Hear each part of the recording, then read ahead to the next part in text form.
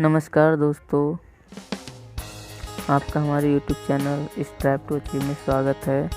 मैं आपको यहाँ पर यूपी टेट, सी टेट एवं अन्य टेट की पूर्व परीक्षाओं में संख्याएं एवं संख्याओं का जोड़, घटाना, गुणा, भाग से पूछे गए जितने भी प्रश्न हैं सारे प्रश्न कराऊंगा चैप्टर वाइज। ठीक है, तो हमारा पहला प्रश्न है पाई माइनस ई है। मतलब क्या है ये? एक धनात्मक परमेय संख्या है, एक ऋणात्मक परमेय संख्या है, एक अपरमेय संख्या है, परमेय और अपरमेय दोनों है। बताओ तो इसका क्या आंसर होगा? तो इसका आंसर होगा एक अपरमेय संख्या है।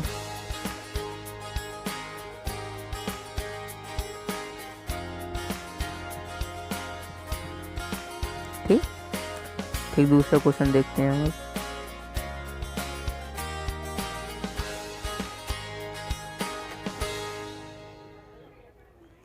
1.3 का वार का मान बराबर है, तो इसका मान किसके बराबर होगा? तो इसको कैसे सॉल्व करेंगे, आइए मैं आपको बताता हूँ। इसको करेंगे 1.3 वार बराबर, इसको लिखेंगे 1 प्लस के 0.3 बार। ठीक, तो इसको हम लिखेंगे ऐसे, 1 को ऐसे लिखेंगे 1 प्लस के, जब 0.3 बार होता है, जब इस तरीके से लिखा हुआ होता है तो 3 के ऊपर का बार हटता है, तो ये इस तरह से लिख जाता है 3/9। ठीक, ऊपर का जब बार हटाएंगे तो नीचे हमेशा 9 आता है। ठीक, तो अब क्या करेंगे, हम यहाँ पे इसकी क्रॉस मल्टीप्लाई कर देंगे।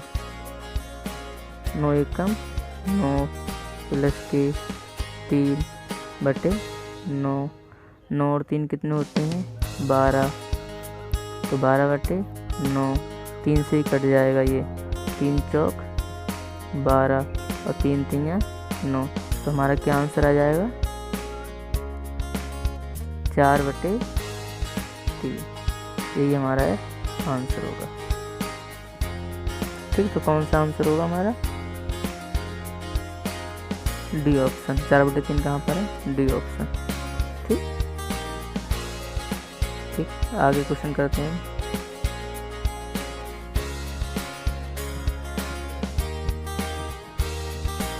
फिर से देखो, एक वैसा ही क्वेश्चन है ये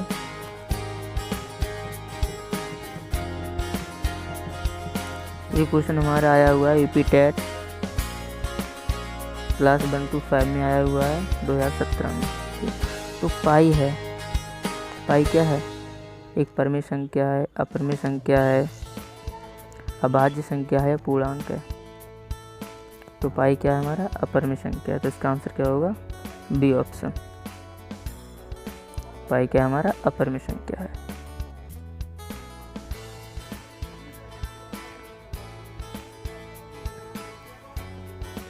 ठीक, आगे क्वेश्चन करते हैं।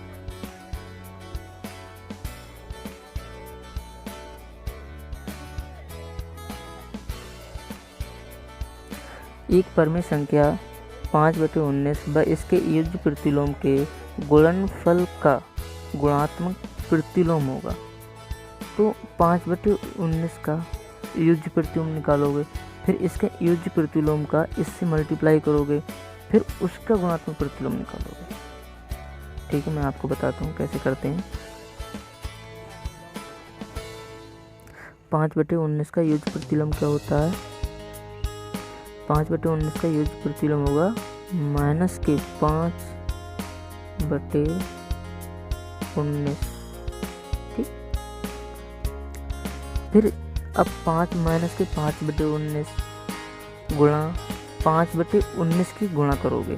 ठीक, तो इसमें करो 5/19 से गुणा।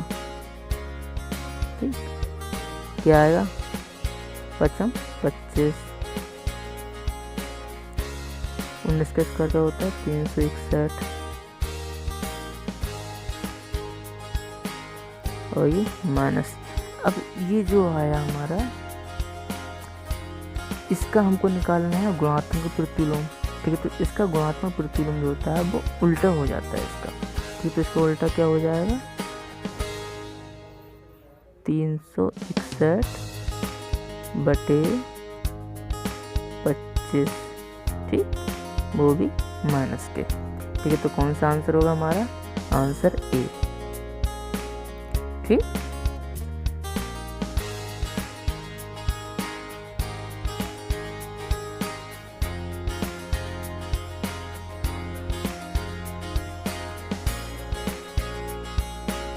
आगे क्वेश्चन करते हैं।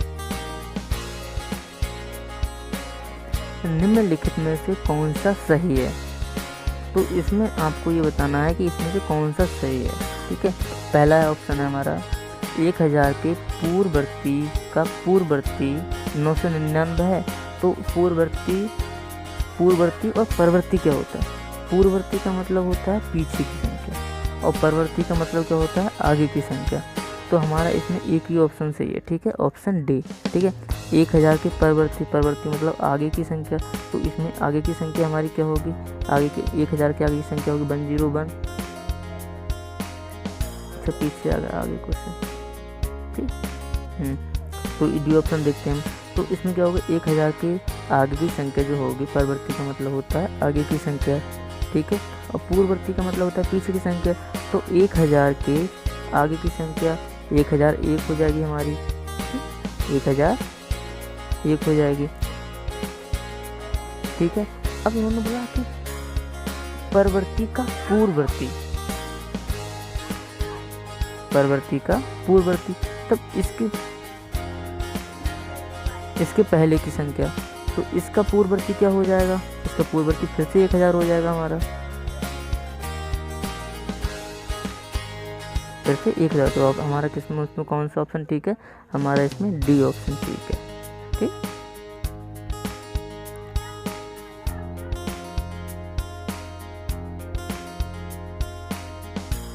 ठीक है, आगे क्वेश्चन करते हैं।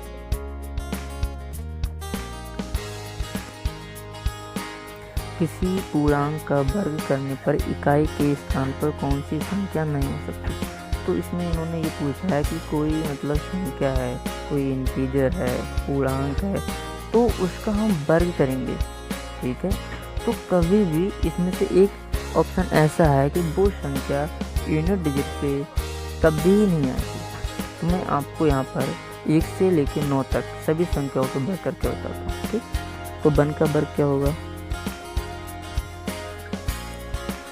1 का वर्ग 1 होता है, 1 का वर्ग 1 होगा। ठीक, और 2 का क्या होगा? 4 होगा।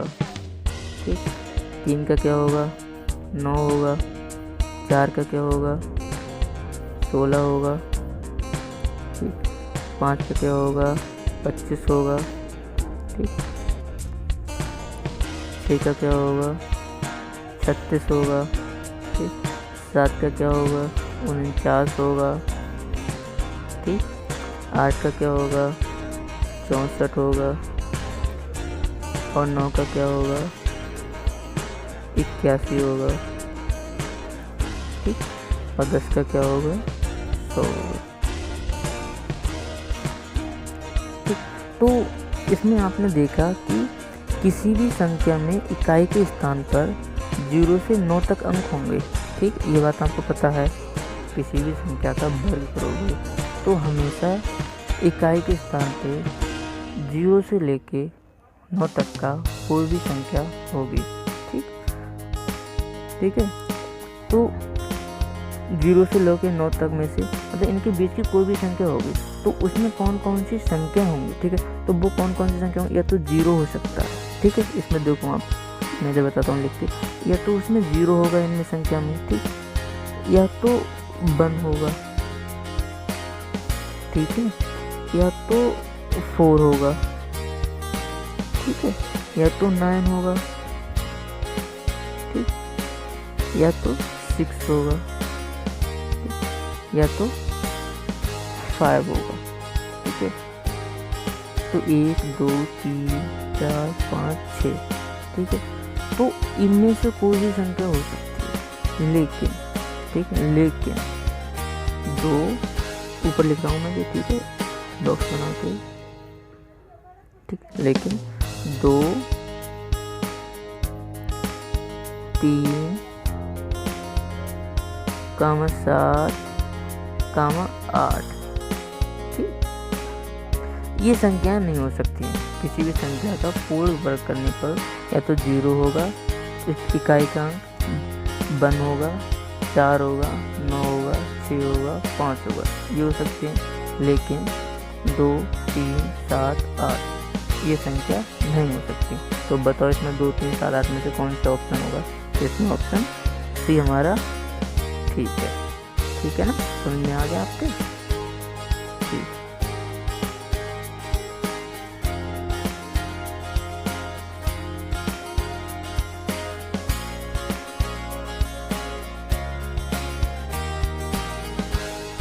ठीक है, हम अगले क्वेश्चन की तरफ बढ़ते हैं। किन्हीं दो परमेय संख्याओं के कौन सा क्वेश्चन था? 6 नंबर क्वेश्चन हमने कर लिया था। 7 नंबर क्वेश्चन की तरफ बढ़ते हैं।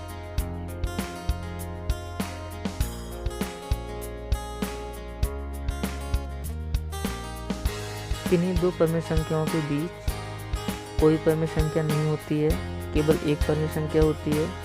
अनंत परमेय संख्याएं होती हैं, केवल एक परमेय संख्या और कोई अपरमेय संख्या नहीं होती है। तो किन्हीं दो परमेय संख्याओं के बीच हमेशा अनंत परमेय संख्याएं होती हैं। तो इसका आंसर क्या होगा? इसका आंसर होगा सी। इसका आंसर सी आंसर होगा। ठीक है, आगे बढ़ते हैं।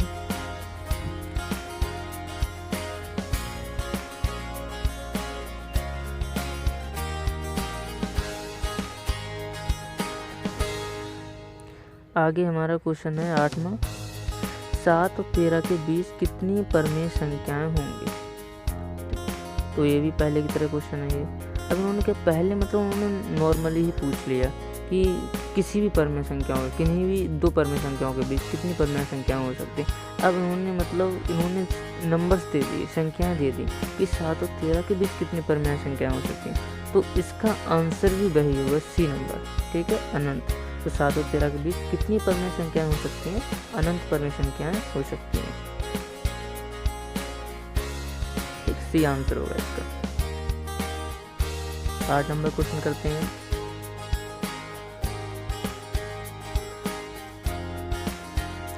तो 8 नंबर क्वेश्चन पाई है कि तीसरी बार फिर से रिपीट हुआ है। ये 2016 में आया है, 2017 में आया है ये। ठीक है, पिछली बार 2011 में आया था एक बार ये क्वेश्चन, और फिर 2017 में आया था। ठीक, ये फिर से 2017 में आया। ठीक है, तो एक विषम संख्या है पाई, तो इसका आंसर क्या होगा? डी। इसको हम आगे बढ़ते हैं। इसको एक अपरमेय संख्या है, डी ऑप्शन इसका।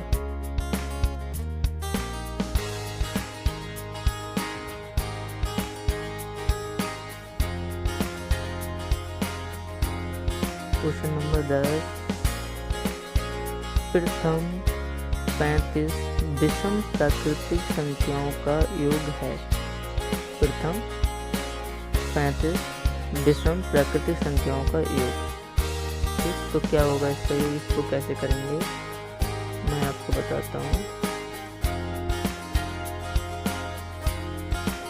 तो प्रथम 35 प्राकृतिक विषम संख्याएं, तो 35 तक जितनी भी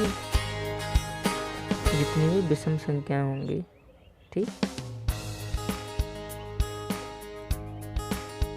तो प्रथम इन्होंने क्या पूछा? इन्होंने प्रथम 35 विषम प्राकृतिक संख्याओं का योग पूछा है। मतलब उन्होंने संख्याएं दे दी कि 35 संख्याएं हैं और पहली 35 संख्याएं हैं। तो इसको हम कैसे करते हैं? तो विषम प्राकृतिक संख्याओं का योग हमेशा n स्क्वायर के बराबर होता है। जितनी भी संख्याएं होंगी तो उन संख्याओं का तुम स्क्वायर कर दो। तो यहाँ पे कितनी संख्या है? 35 है। तो ये क्या करो तुम, n स्क्वायर वाला एक फार्मूला होता है। ठीक है, तो संख्याएं कितनी है? 35। तो 35 का स्क्वायर कर दो। 35 का स्क्वायर क्या होता है? 12, 25। ठीक, तो इसका आंसर क्या हो जाएगा? Option A. ठीक, आगे बढ़ते हैं अब हम क्वेश्चन नंबर 11 की तरफ।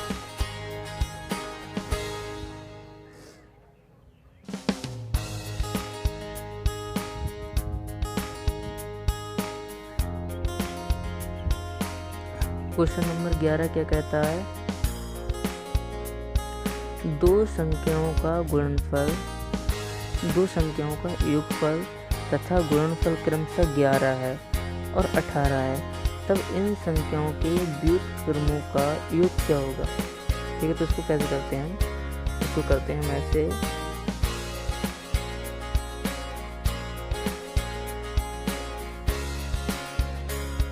तो इसको हम करते हैं ऐसे। तो माना एक संख्या है x, दूसरी संख्या है हमारी y। ठीक है, तो उन्होंने क्या कहा है कि संख्याओं का योगफल मतलब x प्लस y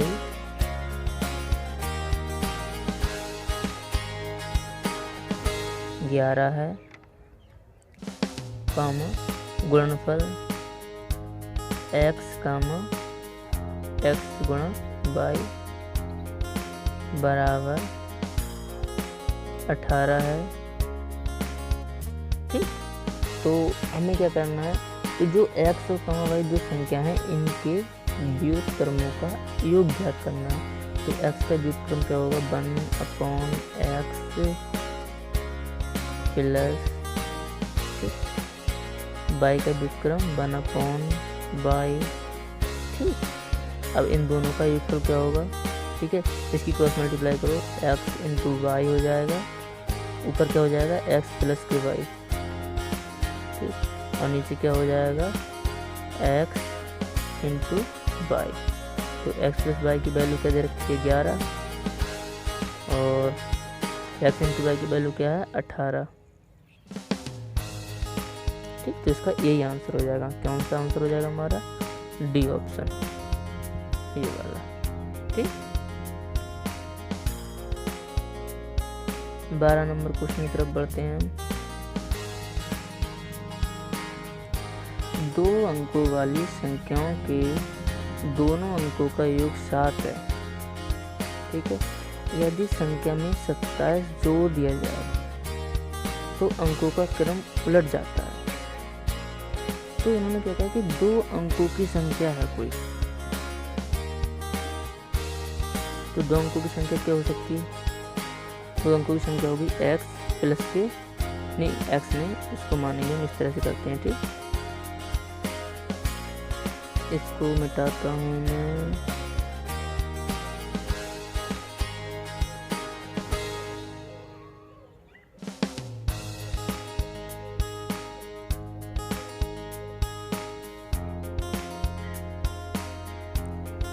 तो इसको करता हूँ मैं ऐसे। 2 अंकों की संख्या होगी y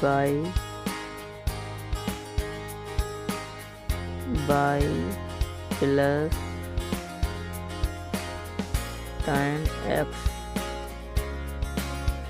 y प्लस के tan x, जिसमें दहाई का अंक x है तथा इकाई का अंक क्या है y है। तो इन्होंने क्या कहा है कि 2 अंकों वाली संख्या के दोनों अंकों का योग 7 है, दोनों अंकों का योग 7 है। यदि संख्या में 27 जोड़ दिया जाए तो अंकों का क्रम उलट जाता है। तो इसको हम करेंगे ऐसे कि 10x प्लस y है, 10x प्लस y में अगर हम, ठीक है, 27 जोड़ देते हैं, ठीक है, तब क्या कहा इन्होंने कि संख्याओं का क्रम क्या है, उलट जाता है। तो अब क्या संख्या हो जाएगी, tan y प्लस x हो जाएगी। ठीक, तो अब हम इसको सॉल्व करते हैं। इसको 10x प्लस y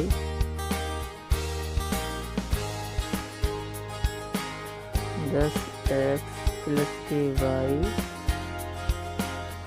x को इधर ले आते हैं, माइनस के x, और ये tan y को भी इधर ले आते हैं, माइनस के tan y, और 27 को इधर लेके जाएंगे तो इसमें किस में पहुंच जाएगा, ये प्लस का है, ये माइनस में पहुंच जाएगा। ठीक, अब हमारे यहाँ पर क्या है, ये हमारे 10x हैं, ये माइनस का 1x है, 10x में से 1x जाएगा, कितने बचेंगे 9x बचेंगे। ठीक, यहाँ पर 10, यहाँ पर कितने माइनस के 10 बाई हैं, यहाँ पर प्लस का बाई है। जब हमारे माइनस के 10 बाई में से प्लस का 1 बाई जाएगा तो कितने बचेंगे माइनस के 9 बाई बराबर माइनस के कितने हैं 27।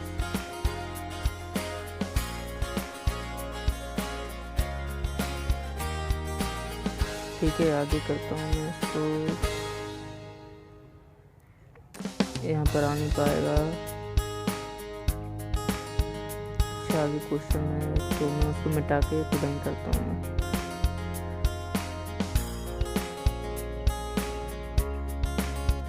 इसको मैं मिटा देता हूँ ऊपर वाली लाइन को।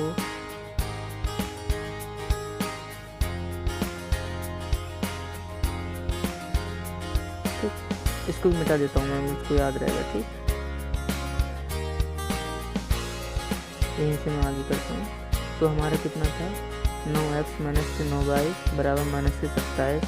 तो अब 9x क्या है, अब मैं यहाँ से 9 कॉमन ले लेता हूँ। ठीक है, तो यहाँ पर बचेगा x माइनस की y बराबर, जब 9 मैं यहाँ से कॉमन लूँगा तो 27 तो था, 27 हमारा डिवाइड होगा 9 से, तो 9 3 है 27 से यहाँ कितना बचेगा माइनस के 3। ठीक है, तो इसको मैं समीकरण मान लेता हूँ 1। ठीक, और उन्होंने पहले कहा कि 2 अंकों वाली संख्या के दोनों अंकों का योग 7 है। ठीक है, तो संख्या हमारी क्या थी x और y थी। ठीक है, तो x प्लस y बराबर हो जाएगा हमारा 7। इसको समीकरण में 2 मान लेता हूँ। ठीक है, अब मैं इन दोनों समीकरणों को जोड़ देता हूँ। ठीक, तो जब मैं जोड़ूंगा इनको तो y से y कट हो जाएगा, यहाँ कितना बचेगा x से x 2x बचेगा, यहाँ 2x बराबर 7 में से 3 जाएंगे हमारे, तो कितने बचेंगे 4। ठीक, 2 इसके नीचे आएंगे तो x बराबर कितना आ जाएगा 2 आ जाएगा यहाँ पर। ठीक, x बराबर कितना आ गया 2, तो y बराबर कितना आ जाएगा, x की वैल्यू सब में पे चाहे 1 में रख दो चाहे 2 में रख दो, दोनों से निकल आएगा। ठीक है, तो मैं यहाँ पर डायरेक्ट निकाल देता हूँ, y बराबर आ जाएगा हमारा 5।